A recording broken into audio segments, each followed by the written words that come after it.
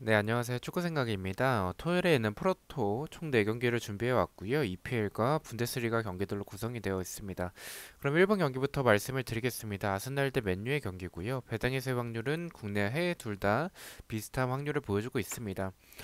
이 경기는 아스날의 승을 좀 생각을 하고 있습니다. 맨유가 원정에서의 좋지 않은 모습들을 보여주는 팀이기도 하고 아스날도 일단은 흐름이 좋은 상황은 아니긴 합니다. 하지만 이 맨유와의 경기력을 비교해 봤었을 때는 그래도 아스날이 앞선 부분은 많고 맨유가 수비적으로는 많이 흔들리고 있는 상황이기 때문에 아스날이 지금 결정력이 좀 떨어져 있고 경기력도 좀 많이 떨어져 있는 상황이긴 하지만 주중에 첼시를 잡아내면서 연패를 끊고 분위기 반전을 성공을 했다라는 점에 있어서는 좀 추진력을 얻어서 갈 수 있지 않을까, 나아갈 수 있지 않을까라고 생각을 하고 있습니다. 아스날의 승을 말씀을 드리고요. 언어버 같은 경우에는 오버를 말씀을 드리겠습니다. 뭐 아스날도 수비적으로는 좀 불안한 부분들이 많고 측면에 대한 공간들이 많기 때문에 맨유가 아무리 못하더라도 한 골 정도의 득점은 할 수 있지 않을까라고 생각을 합니다. 그래서 득점이 많이 나오는 오버를 말씀을 드리고요. 핸디캡 같은 경우에는 말씀드린 대로 맨유 역시 좀 득점이 가능하다라고 생각을 하고 있기 때문에 아스날이 이기더라도 1점 차의 승리가 되지 않을까라고 생각을 합니다. 아스날의 1점 차 승리 핸디캡 무승부를 말씀을 드리겠습니다. 자, 두 번째 경기입니다. 라이프치히 대 우니온 베를린의 경기고요. 배당의 세 확률은 국내에서는 승무, 해외 역시 승과 무승부 쪽을 가리키고 있습니다. 하지만 저는 이 경기는 좀 이변을 생각을 하고 있습니다. 일단 라이프치히와 우니온 베를린의 이 경기 스타일을 봤었을 때 수비적으로는 공간들이 있는 팀이고 공격에서의 역습의 템포가 빠른 두 팀이기 때문에 저는 승패 방향의 경기라고 생각을 합니다. 근데 제가 이변을 바라보는 부분들은 라이프치히가 굉장히 낮은 정배당을 받았지만 이 공간들에서 이 수비에서의 조금 더 불안한 팀은 공간이 많은 팀은 라이프치히지 않을까라고 생각을 하고 있고요. 우니온 베를린의 경기력도 저는 공격에서의 모습들이 나쁘지 않다라는 점을 생각을 해봤을 때는 충분히 이변이 나올 수 있는 경기지 않을까라고 생각을 합니다. 이변으로 라이프치히의 패를 말씀을 드리고요.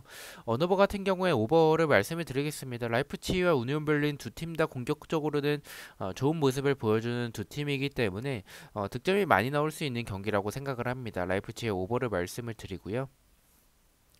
핸디캡 같은 경우에는 라이프치히의 패로 이변을 바라보고 있기 때문에 라이프치히의 핸디캡 패배, 우니온 베를린의 프랜싱을 말씀을 드리겠습니다. 자, 3번 경기입니다. 그로이터 대 레버쿠젠의 경기고요. 배당의 세 확률은 국내선 패쪽, 해외 배당에서는 비슷한 확률을 보여주고 있습니다.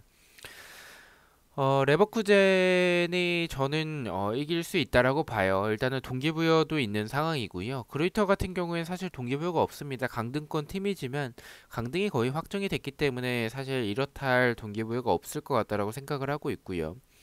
레버쿠젠이 경기력적으로도 앞서고 동기부여도 있는 상황이기 때문에 저는 이 경기에 있어서는 좀 의심하고 있진 않습니다. 그루이터의 패를 말씀을 드리고요.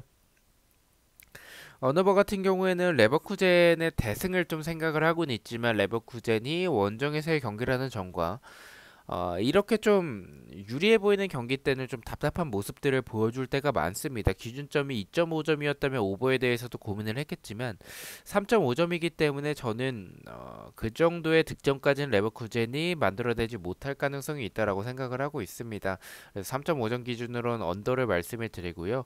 핸디캡 같은 경우에는 말씀드렸듯이 레버쿠젠이 동기부여도 있고 경기력도 앞서는 상황이기 때문에 대승을 좀 생각을 하고 있습니다. 그래서 레버쿠젠의 2점 차 이상의 승리, 그로이터의 핸디캡 패배, 레버쿠젠의 마인승을 말씀을 드리겠습니다. 자, 마지막 경기입니다. 맨체스터 시티 대 와포드의 경기고요. 배당의 세 확률은 국내선 승쪽, 해외 배당에서는 비슷한 확률을 보여주고 있습니다. 사실 이 경기는 맨체스터 시티의 배당이 굉장히 낮게 책정이 됐죠. 일단은 와포드가 경기력적으로나 흐름적으로나 굉장히 좀 좋지 않은 상황이고 맨체스터 시티도 최근에는 주춤하고는 있지만 와포드와 비교할 팀은 아니라고 생각을 하고 있습니다. 뭐 무난한 승리 그리고 대승을 좀 생각을 하고 있습니다. 맨체스터 시티의 승을 말씀을 드리고요. 언어버 같은 경우에 3.5점이 기준점을 받았고 언더가 정배당을 받았습니다. 하지만 저는 맨체스터 시티의 대승을 좀 생각을 하고 있기 때문에 저는 4점 차까지도 나올 수 있지 않을까라는 생각을 가지고 있습니다. 득점이 많이 나오는 3.5점 기준으로 역배지만 오버를 말씀을 드리고요.